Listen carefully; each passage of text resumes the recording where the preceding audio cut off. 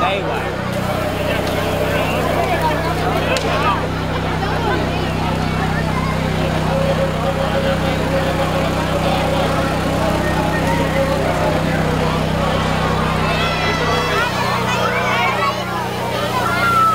Jolín, ese tío, vamos.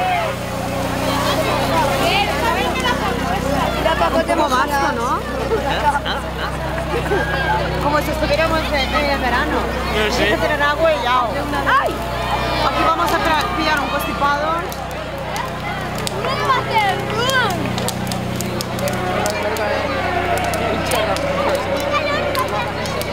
Es que no vamos a poner agua. Cuidado que viene agua en tu cara. Tu cara.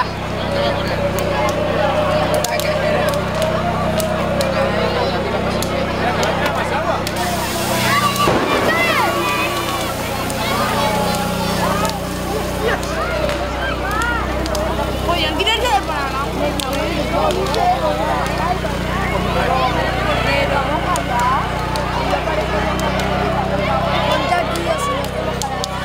No, ya estoy mojada. Ha pasado que voy ya. Como que ya no hace falta ni que me duche. Sí, pero es que el agua... ¡Jolín! ¿Dónde? ¿Dónde? No, aquí tenemos de todo. Vaya falla.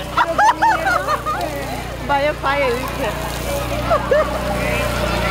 Jolín. Aquí tengo una. No te mojes, no te mojes.